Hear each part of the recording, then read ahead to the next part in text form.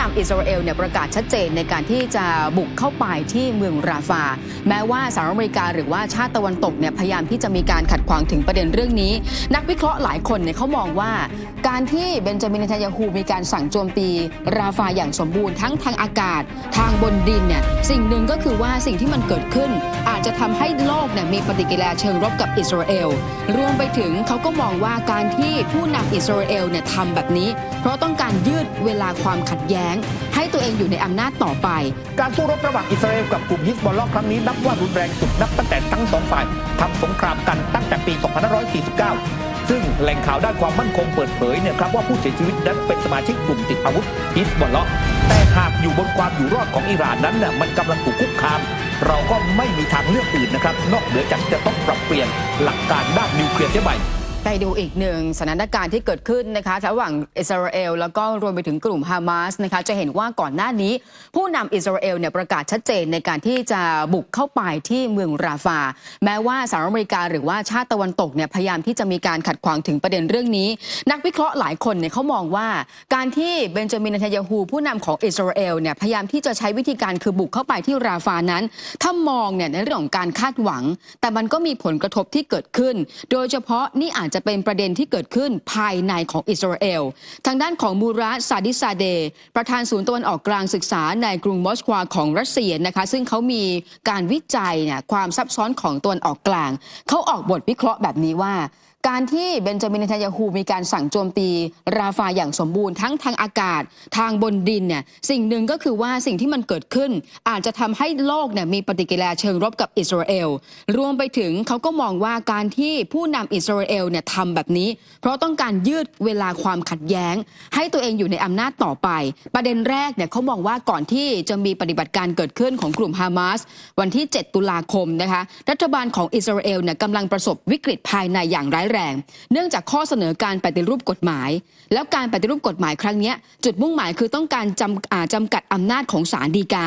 ทำให้ศาลต้องถูกยกเลิกความสามารถในการประเมินนโยบายของรัฐบาลหมายความว่าคดีของเบนจามิน เนทันยาฮูที่ยังอยู่ในตอนนั้นอาจจะทำให้มีการหลีกเลี่ยงการถูกลงโทษได้ขณะเดียวกันนะคะสิ่งที่เกิดขึ้นความขัดแย้งในฉนวนกาซาก็ทำให้ประชาคมโลกเนี่ยเบี่ยงเบนความสนใจทางการของอิสราเอลเนี่ยแล้วก็ไปที่ประชาชนพลเมืองชาวปาเลสไตน์รวมไปถึงวันนี้นักวิชาการหลายคนเขามองว่าไม่ใช่แค่ต้องการแก้ปัญหาวิกฤตภายในเท่านั้นแต่ว่าอิสราเอลนั้นต้องการขยายอาณาเขตของตนเองด้วยการยึดครองฉนวนกาซาแต่ว่าสิ่งที่เบนจามิน เนทันยาฮูผู้นำของอิสราเอลคาดหวังก่อนหน้านี้เขาคาดหวังความช่วยเหลือของสหรัฐอเมริกาแต่ว่าวันนี้จะเห็นว่ามันมีความตึงเครียดเกิดขึ้นโดยเฉพาะกับฝ่ายบริหารของโจไบเดนนั่นหมายความว่าวันนี้ผู้นำอิสราเอลต้องการขยายเวลาคือโจมตีเข้าไปที่ราฟาเข้าไปที่ฉนวนกาซาเนี่ยเพราะต้องการขยายเวลาให้ความขัดแย้งนี้มันยาวไปจนถึงการเลือกตั้งผู้นำคนใหม่ของสหรัฐอเมริกาเพราะเขาก็มองว่าโดนัลด์ทรัมป์อาจจะเข้ามามีบทบาทในเรื่องของสถานการณ์ของอิสราเอลได้แต่ที่สุดแล้วณวันนี้เองเนี่ยนักวิชาการหรือว่านักวิเคราะห์เขาก็มองว่าเรื่องของผู้นำอิสราเอลกลายเป็นตัวประกันของตัวเองทั้งความคิดของตัวเองการเดิมพันที่มันอาจจะไม่ได้ผลแล้วก็มันอาจจะเกิดผลกระทบจำนวนมากที่เกิดขึ้นด้วยค่ะครับนั่นแหละก็คือหลายฝ่ายเขาก็มองตรงกันนะครับตอนนี้ว่าเนทันยาฮูนั้นต้องการรักษาตำแหน่งของตัวเองไม่ต้องการลงจากตำแหน่งแล้วก็ใช้วิธีการก็คือการทำสงครามให้ยืดเยื้อไปแล้วก็อ้างว่าประเทศอยู่ในช่วงของสงครามไม่สามารถที่จะจัดการเลือกตั้งได้นะครับอีกทางหนึ่งนั้นเนี่ยก็รอเวลาว่าการเลือกตั้งของสหรัฐอเมริกาที่จะเกิดขึ้นเนี่ยนะครับในช่วงต้นเดือนพฤศจิกายนปลายปีนี้เนี่ยคุณผู้ชมและดูเหมือนว่าเนทันยาฮูนั้นคาดหวังว่าโดนัลด์ทรัมป์เนี่ยจะชนะการเลือกตั้งและมองว่าโดนัลด์ทรัมป์นั้นเนี่ยจะให้การสนับสนุนอิสราเอลเนี่ยดีกว่าทางด้านฝั่งของโจไบเดนนั่นเองครับคุณผู้ชมครับทีนี้คุณผู้ชมครับอิสราเอลเนี่ยนอกจากที่มีความขัดแย้งกับปาเลสไตน์กับกลุ่มฮามาสแล้วก็ยังมีความขัดแย้งเนี่ยกับทางด้านในส่วนของกลุ่มฮิซบอลเลาะห์นะครับล่าสุดนั้นเนี่ยฝ่ายป้องกันพลเรือนของเลบานอนระบุนะครับว่าเกิดการโจมตีทางอากาศของอิสราเอลต่อรถยนต์คันหนึ่งทางตอนใต้ของเลบานอนเมื่อวันที่9 พฤษภาคมนะครับทำให้มีผู้เสียชีวิต4 รายซึ่งแหล่งข่าวด้านความมั่นคงเปิดเผยเนี่ยครับว่าผู้เสียชีวิตนั้นเป็นสมาชิกกลุ่มติดอาวุธฮิซบอลเลาะห์ความขัดแย้งระหว่างฮิซบอลเลาะห์กับอิสราเอลปะทุขึ้นตั้งแต่เดือนตุลาคมปีที่ผ่านมา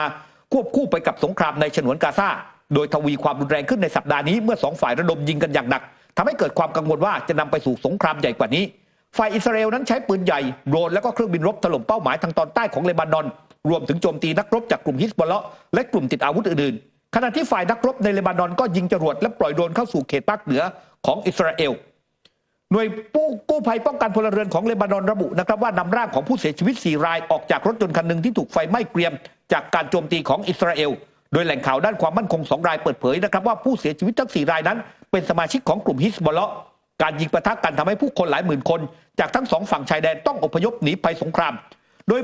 ทางตอนเหนือของอิสราเอลนั้นเนี่ยมีคนพลัดถิ่นเนี่ยครับแล้วก็มีการเรียกร้องให้มีการปฏิบัติการทางทหารเข้มงวดกับกลุ่มฮิสบอลเลาะห์มากยิ่งขึ้น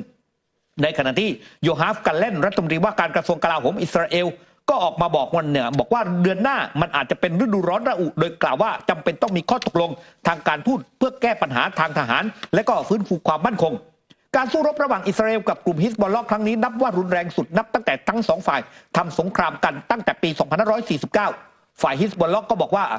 ตอนนี้เนี่ยตนจะหยุดยิงเมื่ออิสราเอลนั้นยุติการบุกฉนวนกาซาแต่ก็พร้อมที่จะสู้เช่นเดียวกันหากอิสราเอลนั้นยังคงโจมตีพื้นที่ทางตอนใต้ของเลบานอนครับส่วนเรื่องของการส่งมอบอาวุธนะคะก่อนหน้านี้เนี่ยรัฐบาลของโจไบเดนเนี่ยประกาศชัดเจนว่าจะมีการส่งมอบอาวุธให้กับอิสราเอลถ้าเกิดว่าอิสราเอลเปิดฉากบุกเมืองราฟาภาคพื้นดินปรากฏว่าหลังจากนั้นมารัฐมนตรีค่ะภายในรัฐบาลของเบนจามิน เนทันยาฮูเนี่ยออกมาตอบโต้อย่างทางด้านของรัฐมนตรีคลังอิสราเอลนะคะเบนซาเลน สมอลลิชเนี่ยออกมาบอกเลยว่าการต่อต้านของสหรัฐอเมริกานั้นมีแต่จะเป็นแรงผลักดันให้อิสราเอลต้องชนะสงครามในครั้งนี้สิ่งสำคัญก็คือว่าการพิชิตเมืองราฟาอย่างสมบูรณ์ยิ่งเร็วเท่าไหร่ก็ยิ่งดีหรือว่าแม้กระทั่งเมื่อสักครู่นี้นะคะอิตมาเบนโกวินรัฐมนตรีความมั่นคงแห่งชาติโพสต์สั้นๆเลยผ่านแพลตฟอร์มใช้คำว่าฮามาสแล้วก็หัวใจสีแดงกับแล้วก็ใช้คำว่าไบเดน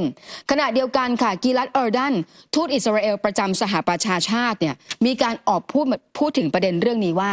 การตัดสินใจของโจไบเดนเนี่ยน่าผิดหวังมากแล้วก็จะทำให้ไม่ว่าจะเป็น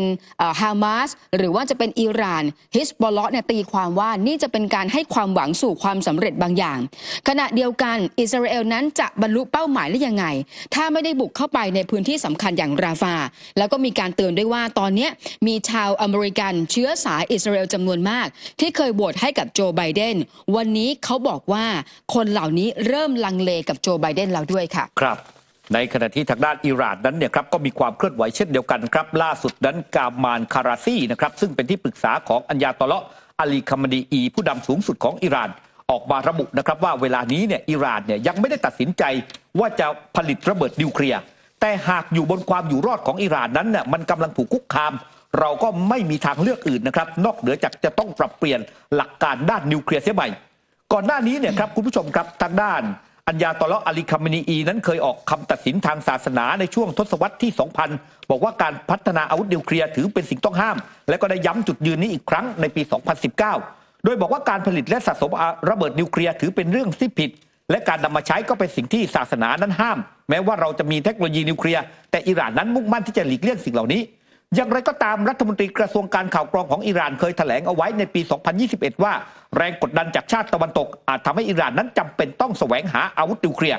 หากโรงงานนิวเคลียร์ของเราถูกโจมตีโดยระบบไซออนิสต์หรือว่าอิสราเอลมาตรการป้องกันของเราก็จะมีการเปลี่ยนแปลงทันทีความขัดแย้งระหว่างอิหร่านกับอิสราเอลนั้นทวีความตึงเครียดสูงสุดในเดือนเมษายนนะครับหลังจากที่อิหร่านนั้นส่งโดรนโจมตีและขีปนาวุธประมาณ300ลูกพุ่งตรงไปยังดินแดนของอิสราเอลเพื่อแก้แค้นเหตุโจมตีสถานกงสุลในกรุงดามัสกัสของประเทศซีเรียนะครับอิหร่านยืนกรานเสียงแข็งว่าไม่เคยมีแผนครอบครองอาวุธนิวเคลียร์แต่ทว่าโลกตะวันตกนั้นยังคงหวาดระแวงว่าอิหร่านนั้นอาจจะซุกซ่อนเป้าหมายในการผลิตระเบิดนิวเคลียร์ทำให้กิจกรรมนิวเคลียร์อิหร่านนั้นกลายเป็นชนวนที่นำมาสู่การคว่ำบาตรอิหร่านเรื่อยมาครับคุณผู้ชมนะคะไปดูความสัมพันธ์ของผู้นำจีนหลังจากที่ไปเยือนที่ฝรั่งเศสนะคะต่อด้วยที่เซอร์เบียล่าสุดเดินทางไปที่ฮังการีนะคะไปพูดคุยไปหารือเนี่ยพบปะกับผู้นำฮังการีไม่ว่าจะเป็นรัฐมนตรีวิกเตอร์ออร์บานหรือว่าประธานาธิบดีทามัสซูเลยอกของฮังการีนะคะแล้วก็จากการพูดคุยในครั้งนี้แล้วก็จากการเยือนในครั้งนี้สืบเนื่องจากโอกาสการเฉลิมฉลองครบรอบการสถาปนาความสัมพันธ์ทางการทูตระหว่างจีนแล้วก็ฮังการีครบรอบ75 ปีทางด้านของฮังการีเองเนี่ยตอนนี้ก็บอกว่าจะมีการเปิดกว้างทั้งการลงทุนจากจีนโดยเฉพาะในด้านอุตสาหกรรมยานยนต์ไฟฟ้า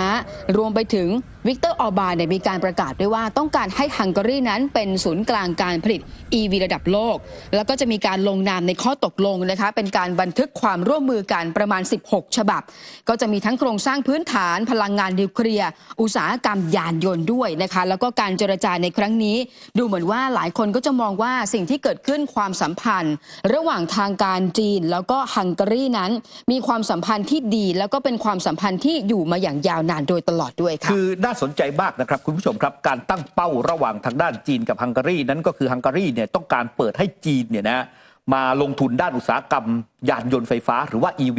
ในขณะที่ประเทศอื่นๆในยุโรปเวลานี้เนี่ยกำลังต่อต้านยานยนต์ไฟฟ้าจากจีนโดยการกล่าวหาว่าจีนเนี่ยทุ่มตลาดหรือว่าให้การสนับสนุนเนี่ยบริษัทรถยนต์ของจีนเนี่ยนะฮะผลิตรถ EV แล้วไปขายในยุโรปเนี่ยในราคาที่ต่ำกว่าทำให้ผู้แข่งขันในยุโรปเนี่ยไม่สามารถที่จะแข่งขันได้นะครับซึ่งตรงนี้แหละนะครับก็น่าสนใจทีเดียวในขณะที่เจอกับทางด้านวิกเตอร์ ออร์บานแล้วอย่างที่บอกครับว่าประธานาธิบดีสีจิ้นผิงนั้นก็เจอกับทางด้านประธานาธิบดีทามาสซูเลยอกนะครับซึ่งเป็นประธานาธิบดีของฮังการีมีการเจรจากันเนี่ยครับหลายเรื่องหลายราวด้วยกันนะครับนอกจากนั้นเนี่ยครับก็มีการเลี้ยงอาหารค่ำนะครับทางด้านในส่วนของประธานาธิบดีสีจิ้นผิงและก็ภริยาสีจิ้นผิงนั้นเนี่ยเคยให้สัมภาษณ์กับสื่อมวลชนของฮังการีก่อนเดินทางมาเยือนเนี่ยบอกว่าทั้งสองชาตินั้นมีมิตรภาพที่ยาวนานและก็กลมกล่อมเข้มข้นราวกับไวน์นะครับโทคาจิซึ่งเป็นไวน์ที่มีชื่อเสียงของฮังการีนะครับนอกจากนั้นบอกว่าเราเคยผ่านความลำบากมาด้วยกันมีความท้าทายอำนาจทางการเมืองร่วมกันท่ามกลางสถานการณ์ระหว่างประเทศที่กำลังผันผวนความสัมพันธทวิภาคีของเราดีที่สุดในประวัติศาสตร์และเรากำลังเริ่มต้นการเดินทางเข้าสู่ยุคใหม่จีนก็ตั้งตารอที่จะทำงานร่วมอย่างใกล้ชิดกับเพื่อนตะวันตกอย่างฮังการีนะครับซึ่งแน่นอนว่านี่เป็นเรื่องที่น่าสนใจนะครับความสัมพันธ์ระหว่างทางด้านฮังการีกับทางด้านจีนนะครับเช่นเดียวกับก่อนหน้านี้ความสัมพันธ์ระหว่างจีนกับเซอร์เบียก็ดูเหมือนว่าจะชื่นมื่นเช่นเดียวกันครับคุณผู้ชมนะคะไปดูอีกหนึ่งประเด็นระหว่างทางการจีนแล้วก็สหรัฐอเมริกานะคะนับตั้งแต่ที่ก่อนหน้านี้เนี่ยกองเรือสหรัฐอเมริกาได้มีการส่งเรือ USS Halsey เข้าไปบริเวณช่องแคบไต้หวันและปรากฏว่าโฆษกกองบัญชาการกองทัพเรือภาคตะวันออกของจีนออกแถลงการแล้วมองว่าสิ่งที่สหรัฐอเมริกากำลังทำอยู่เนี่ยคือพยายามปลุกปั่นด้วยการส่งเรือ USS Halsey เนี่ยเข้ามาทำให้กองทัพเรือแล้วก็กองทัพอากาศที่ดูแลในพื้นที่ต้องมีการจัดการในการเฝ้าติดตามการแล่นเรือดังกล่าวเพื่อต้องการที่จะรอว่าจะมีสถานการณ์ใดเกิดขึ้นหรือว่าทุกอย่างนั้นต้องเป็นไปตามกฎหมายแล้วก็ข้อบังคับขณะที่กองทัพเรือสหรัฐออกแถลงการนะคะว่าการที่ส่งเรือเนี่ยแล่นผ่านการเดินเรือในช่องแคบต้องการที่จะแสดงให้เห็นว่าไม่ว่าจะเป็นเรื่องของการเดินเรือเสรีภาพในการเดินเรือนั้นมันสามารถเกิดขึ้นได้ทุกชาติแล้วก็ไม่ควรมีสมาชิกของประชาคมประเทศใดถูกข่มขู่หรือว่าบีบบังคับให้สละสิทธิและก็เสรีภาพของตัวเองกองทัพเรือของสหรัฐจะมีการบินหรือว่าการเดินเรือการปฏิบัติการทุกรูปแบบภายใต้กฎหมายระหว่างประเทศที่สามารถอนุญาตให้ทำได้ค่ะในขณะที่กระทรวงกลาโหมของจีนนั้นก็ออกแถลงการนะครับเรื่องของการเตรียมส่งเรือฝึกขนาดใหญ่ที่สุดของกองทัพปลดปล่อยประชาชนจีนหรือว่ากองทัพ PLA นะครับที่ชื่อว่าฉีจี้กวงและก็เรือยกพลขึ้นบกขนาดใหญ่จิงกังซานนะครับไปจอดเทียบท่าที่กัมพูชาแล้วก็ติมอร์เลสเตหรือว่าติมอร์ตะวันออกโดยกำหนดเบื้องต้นอยู่ระหว่างกลางเดือนพฤษภาคมนี้ไปจนถึงเดือนมิถุนายนตามการรายงานมันไม่ได้ระบุนะครับว่าเรือทั้งสองลำจะจอดเทียบท่าณเมืองแห่งใดของทั้งสองประเทศแต่ว่าการประกาศดังกล่าวเกิดขึ้นขณะที่สหรัฐนั้นจับตามองอย่างใกล้ชิดเกี่ยวกับโครงการพัฒนาฐานทัพเรือเรียมที่จังหวัดพระศรีหนุหรือว่าศรีหนุวิวทางตะวันตกเฉียงใต้ของ